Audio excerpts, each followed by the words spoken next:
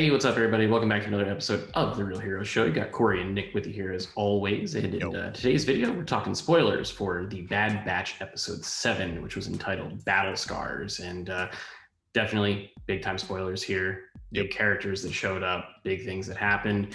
If you haven't seen it yet, go check it out on Disney Plus. Come back and see us. Nick, how you doing this morning? Doing well. It's Friday. We made it. Glorious day. We made it. I apologize for my audio. I'm on location. I'm out of town for the weekend, but couldn't not talk about this episode. So, absolutely. Yeah, man. So let's dive right in. The Bad Batch. There's a hooded figure at the bar where they get their jobs from Sid, and turns out to be a pretty big character from the Clone Wars, right? So Captain Rex finally showed up, which we had a feeling he was going to be in there. We saw him in some trailers, but finally happy to see him and get his presence here on the show. Turns out that he was the contact from Tracy Rafa, which I thought that was great because they didn't waste any time or make you sit for 3 or 4 weeks waiting to see who that was. We got it literally like 2 or 3 minutes into the episode. Exactly. Yeah. If you were to watch last week's episode into this week's episode, it would fit perfectly. Yeah, so, almost like a 2-part, almost kind of like how they used to do the Clone Wars arcs back in the day. So, so yeah, they meet up with Rex. Rex sees that Wrecker has a headache. The first sight, he's like, "What do you mean you're having headaches?" Because then goes straight to that blaster. Because Tech's like, and they're becoming more frequent, and Rex does not like the sound of that, and he gets very sus, but rightfully so, because like he says he's seen this firsthand, and it's not a pretty picture. So, I thought it was pretty interesting when they're in the ship. And the little lizard is like attached to his face. And he runs into the chair. And of course, he technically hits his head, even though there's a lizard that's kind of buffing it. But I feel like, it'd be the same thing as if he had a helmet on, right? It's kind of protecting his head, but at the same time, it's still your head getting knocked around. And that chip's getting jiggled around a little bit more. And then I thought it was really interesting when he was on the table. And it's kind of like the chip became self-aware, or that part of his brain became self-aware that was next to the chip that was like about to get like flipped. And then he's like, "Good soldiers follow orders." And then I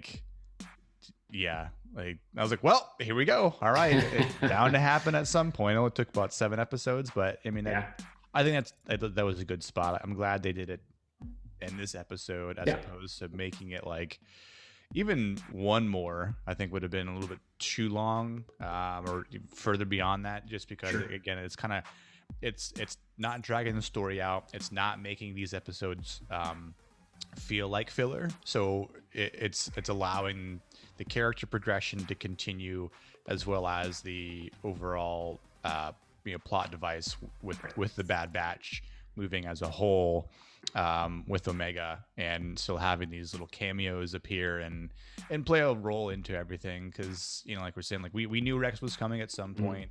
I know we all thought that could have been Ahsoka in the hooded transmission from the previous episode, but at the same time, like Rex makes sense. And I think for the sake of utilizing the characters that the Bad Batch have had previous, associations with. Right. They know Rex. They trust Rex. They haven't met Ahsoka, have they? The Bad Batch? No, I don't think so. Yeah. I think they've only met Obi-Wan and Anakin. Yeah. I don't know if they've known about maybe Mace Windu. Yeah, maybe Mace from that 7th season. But I liked the fact that that like there's that like reuniting, even though it was temporary. At the same time, there was a small part of me that was like, Rex, come on, just join the Bad Batch just for a little bit. Like come on, you're like, Echo's there, like you'll chill with Echo again, like the old times. But he's like, all right, peace. And I'm like, damn. All right. He got in, did his job, helped them get their chips out, and then bounced. Yeah. However, he did say at the end, if you need me, you know where to find me. Right. Which to me, that says two things. One, it's not the last we've seen of Rex this season. Yeah, and for sure. two, I think that's where you could see Ahsoka show up. And I think that's probably for the best, because if she was the cloaked figure and she showed up in this episode, she would have taken over the entire show. And it would have been like the Bad Batch who? Ahsoka's on screen, you know? So making it another clone, making it Rex, he already has he's got the shared experience now of going into that tube on the Jedi ship and getting rid of the chip. Right. Perfectly done. I also loved how before Wreck returned, him and Omega went and got popcorn. Because it was just like, they're friends. Right, yeah, and apparently they've had like, what, 20 boxes of them? Yeah, and it's all on Sid's tab, and they're in debt to Sid, even though they've been doing jobs for her. Yeah, that was kind of there was a bit of comedic humor in this episode, which I liked. Mm-hmm. That little sprinkle from time to time is nice to kind of switch it up. Like Hunter's reading the tab and like reading all these things that like docking fees and it's like 20 boxes of what? Like what? Meanwhile, cuts Mantel mix. Yeah, Mantel mix. Yeah. Which is funny enough, they sell popcorn that looks just like that at Galaxy's Edge at Disney World, and it's like this weird like blueberry flavored popcorn. Interesting. Yeah, it's not very good. I've tried it, and I was like, eh. I want to say back in the day, like like when I was a kid, they had different colored and different flavored popcorns like that. But they were just like, weird randomized flavors. And I'm pretty sure I've had blueberry popcorn at some It's just like sugar poured on top of Yeah, exactly. Yeah. And as a kid, it's like, oh yeah, popcorn. Right, exactly. Soda. Yeah. And then it all gets stuck in your teeth, and then you have cavities, and then you have $1,000 root canals like me. What's a cavity, Mom? Yeah, you'll see when you're an adult, kid. But yeah, so that was great because it just kind of cemented that relationship a little bit more right before the final turn. Also, the planet they go to find all the old Venator ships is Braca, which is one of the planets from the Jedi Fallen Order video game. Yep. So that was cool. Thought that was a nice little tie-in because we haven't seen much from that game, but that game takes place in the same time period as we're dealing with the Bad Batch. So I thought that was a nice little reference. The Wrecker stuff kind of felt horror movie-ish once he turned. Yeah. Chasing Omega down the little hallways, cornering her and all that stuff. And then Rex got the stunner blast in, just at the nick of time, which I thought was very cool. Animation again, ridiculous. Unreal. The very beginning of the episode when they're in space, I'm like, it looks like a movie, like a legit live action movie sequence. Like I think they need to make movies, like animated ones. I think they could, and they definitely should. I think if they made, it's like if they would have made the 7th season of Clone Wars parts 1, 2, 3, and 4, just put it all together as a movie. If they could re-release it like that, I mean, even for the sake of this first season, the first season of Bad Batch, the first episode where it's like 70 minutes long. I mean, it's like a movie. Yeah, maybe tack on like another 20 to 30 minutes, and maybe kind of establish a little bit more of a faster or quicker paced story with something like again. Who knows what kind of timeline you'd really want to dive into, but maybe it'd be cool with something that was pre Jedi Fallen Order-ish, but still sort of. Again, we got a little tie-in for this episode with Bad Batch to the video game, but I wonder if we could see Cal Kestis still. Like, I think it's a bit of a stretch. Like you mean it like in this show? In the show, yeah, it'd be cool. Because like I think you've already got him animated to a degree in a video game. It's true. There are 3D scans of his face. Right, exactly. So he's already done voice acting for it. So you have him come back and do it. I'm sure he's fine and able and could get it done real quick. But at the same time, it's like, how do you make that fit?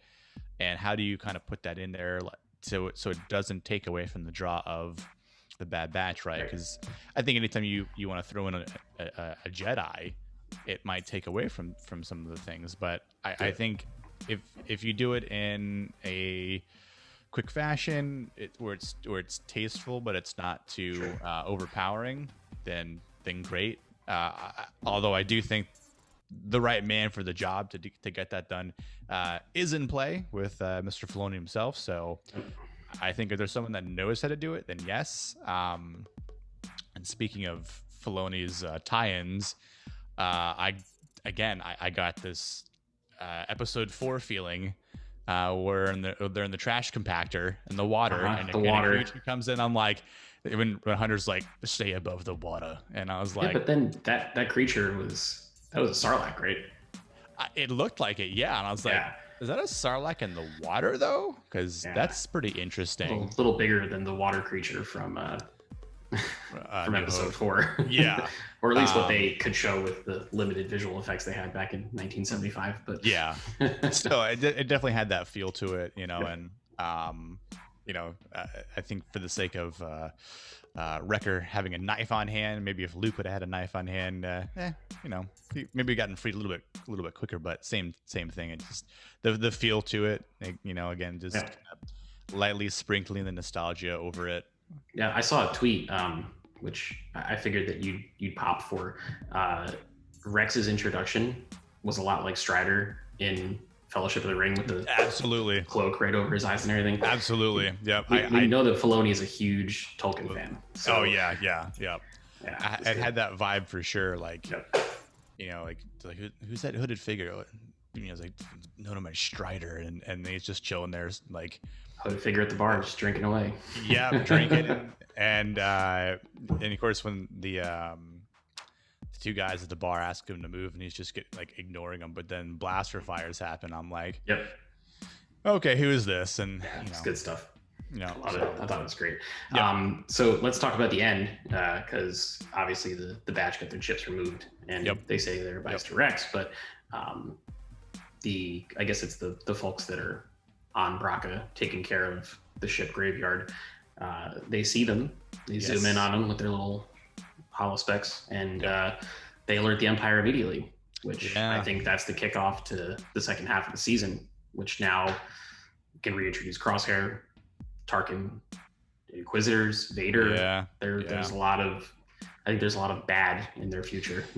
Yeah, I think if people have been I don't want to say not so much complaining, but curious as to where this season is going. Right, we're at episode 7 now, so the halfway point is upon us. But I think this next half, from here to the end, I think I kind of expect every episode to be more involved, have more tension. And maybe action, maybe some excitement, just to kind of see what we actually see. Whether it is some death troopers maybe, or who knows? It's like I kind of wonder what sort of iteration we're going to get at this point in time.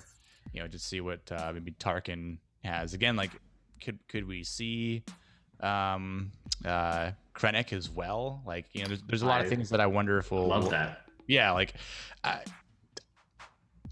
throw on in there. I don't give a shit. I'm like, it works at this point. Yeah, that's what I'm saying. Like, there's a lot that could fit timeline wise. It's kind of wondering if they will. If this is only one season, might as well just make it a great one season. But if there's 2 seasons involved, then you don't want to. Who knows?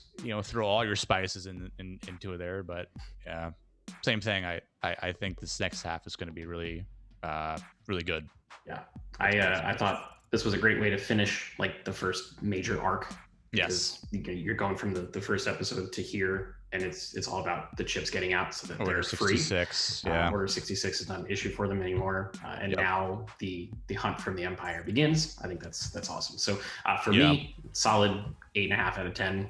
I'm leaving some room. I always do, but solid 8.5 out of that episode. Okay, so you rated 8.5 for this episode? Yeah. I was thinking at least an 8. 8.25. I think it's been the better of the episodes in recent. Yep. And I think from here, like, you're gonna get again a steady incline with the episodes being a lot better than the previous episode. I had a bit of a theory, and it might be a little bit of a guess or hope of mine. Again, depending on how and where the Bad Batch go as a group or as individuals. I wonder if they're going to meet Crossfire again at some point. I wonder if they're able to capture him and just like basically get his chip out. Yeah, forcefully remove his own chip. You know, like, because they know where to go and they know how to do it. Right. So as long as they can all stay alive to get it and have it done, all they need to do is just stun Crosshair. Yeah. And then lock them up, put them on the table, and then get it out, and then boom, part of the crew again. Yep. Yeah, exactly. You know, so I think it's possible. It's just a matter of how will it fit the story? What's the purpose of bringing him back, or is it better to leave him as like a villain? Does he go off the deep end and be the leader of the first Death Trooper squad? Yeah, exactly. You know, so it's possible. So yeah. Cool. Good stuff, man. Well, I think that's going to do it for this video. Guys, if you've watched this episode and you got to finally see Wrecker turn, did it scare you? Did it make you poop yourself? Let us know in the comments below. Yes. If you'd like to support the channel, go ahead and click that like button. If you've got room in your subscriber bank for us, go ahead and click subscribe as well. Turn on those notifications so that way you don't miss any future videos from us. And until next time, we'll see you guys in the next video. Peace.